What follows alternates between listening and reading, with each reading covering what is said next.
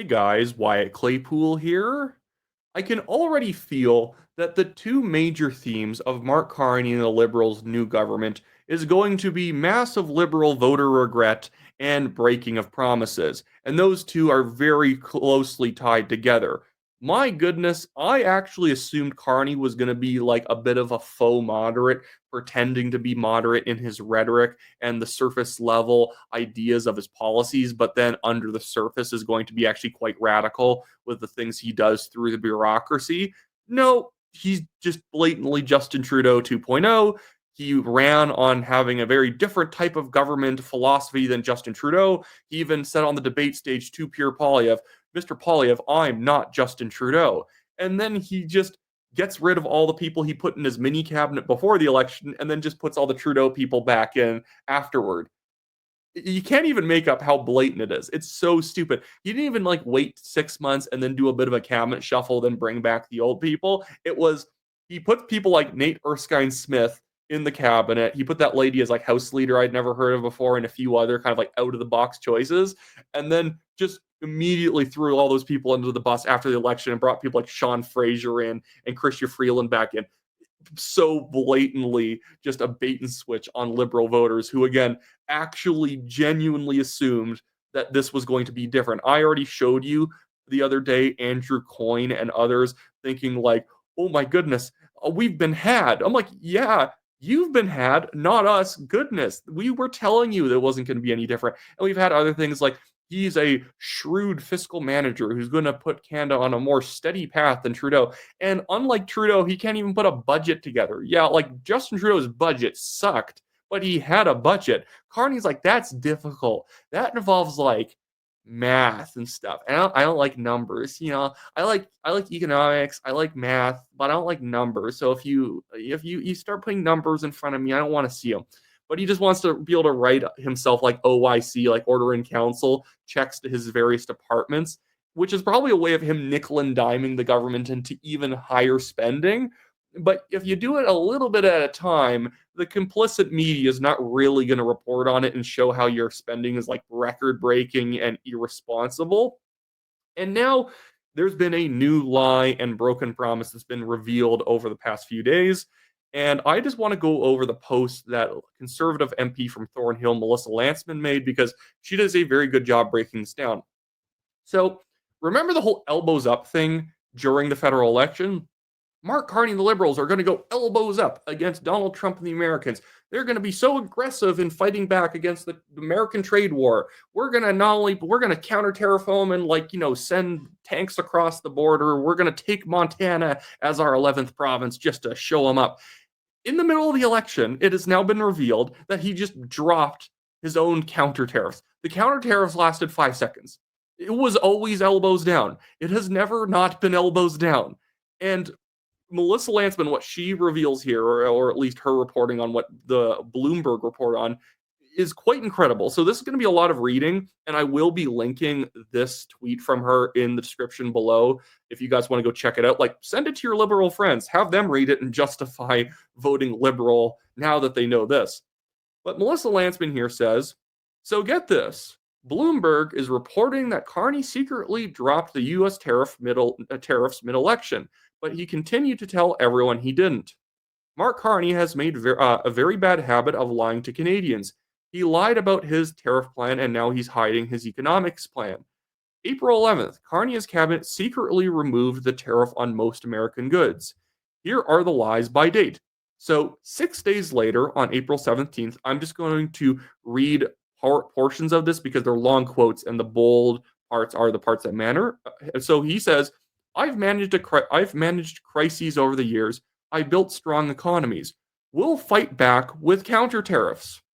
Now, April 20th, we can kind of scroll down here a little bit further.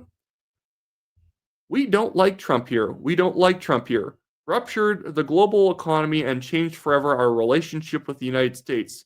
That old relationship is over, unfortunately. It is a tragedy. It is a tragedy. But it's the new reality, and we're responding. And now here's the bold text from this April 20th quote. We are responding with purpose and with force. We are fighting. We are fighting back with tariffs of our own that are causing maximum damage to the United States with minimal impact here. Okay, April 27th, Carney says, "We are fighting the Americans. We're fighting them with our own tariffs that are having maximum impact in the US with minimum impact here. Elbows up. Elbows up," he said. Yeah, so 3 times, at least just here, I guarantee he said it more than just those 3 times. He is saying, "We are elbows up and we have counter tariffs on the United States."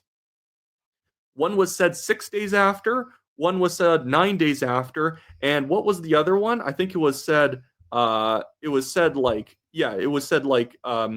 16 days after, that we have counter tariffs on the US. You cannot pretend you didn't know that you took them off. That would have had to have been his decision. So he literally probably signs a agreement to remove them or orders his bureaucracy to remove the tariffs, and he continues saying that the tariffs are in place. That is absolutely wild that you can get away with that. Like, that should almost be like a crime to just run on something that you, as the prime minister, know that you are not doing. You cannot say, "I've done this," and then that is blatantly not even happening, unless he's going to pretend because he had maybe a few $1 million in tariffs on the United States after he removed the vast majority of them, that was his maximum impact maximum impact on the US plan. He's just lying. Let's just be very clear. He just lied. That was it. And again, people would have said, "Oh, well, we have to vote for Carney. We can't trust Mr. Polyev."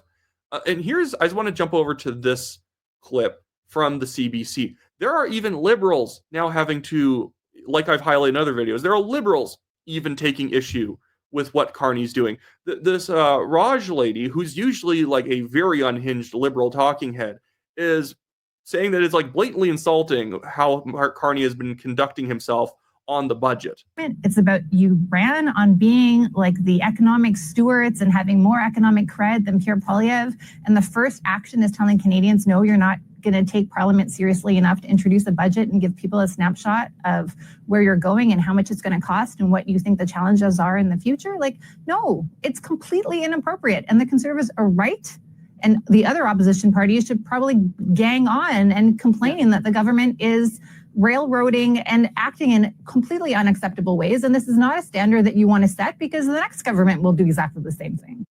I like how even that, because she's a liberal, at the very end there, she has to basically include the fact that, well, it's bad because another government might take this president and not pass budgets. Like, I'm pretty sure that the bad part is the fact that they're just not going to pass a budget in the here and now, not that, someone's going to take the wrong lesson from this and do it themselves. He's already doing it. Here is Carney talking about the budget in a recent interview. There'll be a budget in the fall. In the short term, it's a very short parliamentary session. He gets to control how long the parliamentary session is. I always love when people will create the problem and they'll be like, "Well, I can't.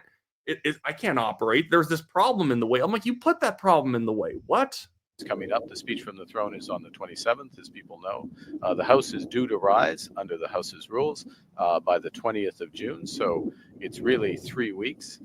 We have some very clear priorities, which, as you know, from following those who followed the campaign, those who followed my remarks, those who followed my opening press conference, would include the federal government taking all the steps it can to help create one Canadian economy out of 13. In addition, initiatives such as the middle class tax cut. But okay, it's not a tax cut. It's like a slight tax ease. He is taking like the tax on the first $50,000 you earn from like 15% to like 14%.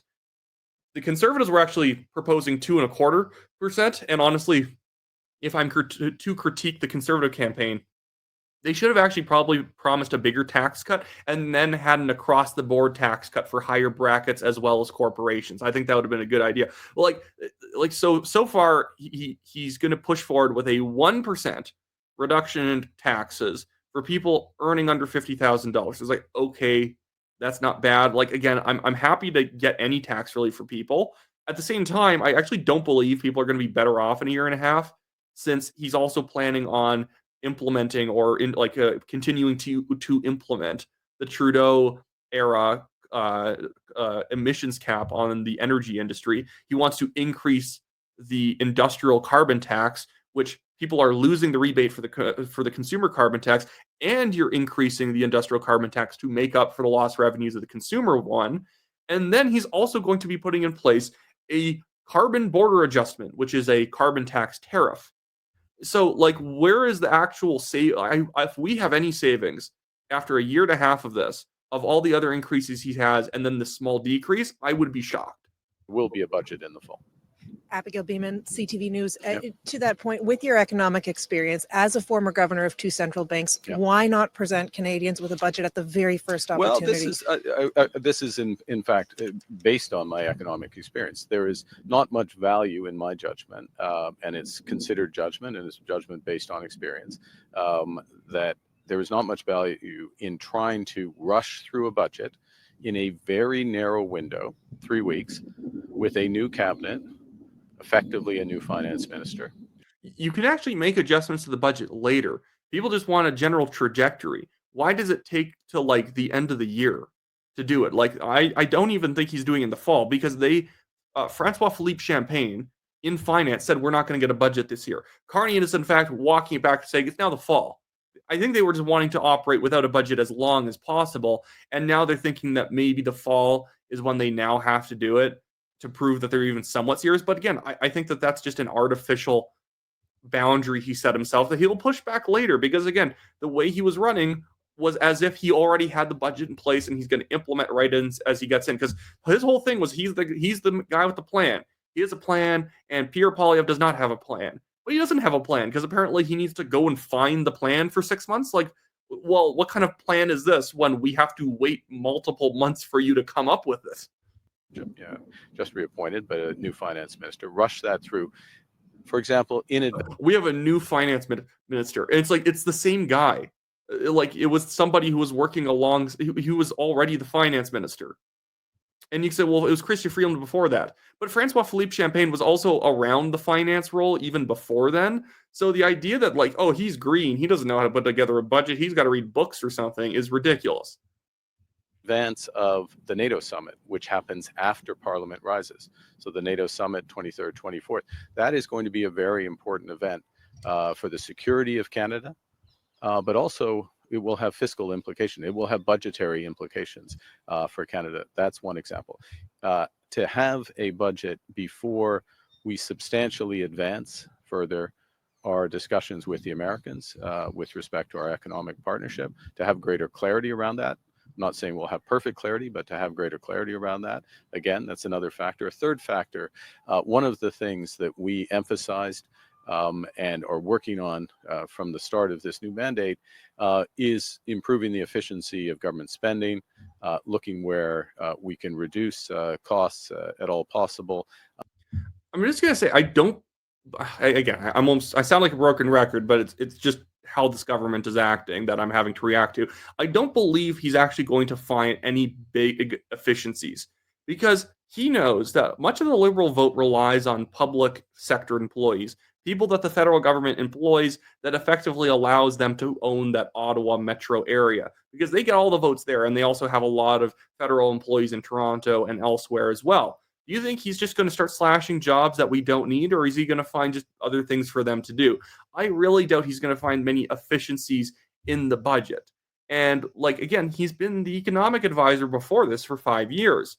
If he was the economic advisor and somehow he hasn't figured out how to put together a budget quickly in that 5 years, like, you think he's going to find the efficiencies now, when in fact it was probably part of his job description to find efficiencies before, to make good recommendations to Trudeau? Like, he didn't ever say, well, let's see if there's any double spending going on so we can find a little bit more money to pay for some stuff so we don't hit a $62 billion deficit in December of 2024.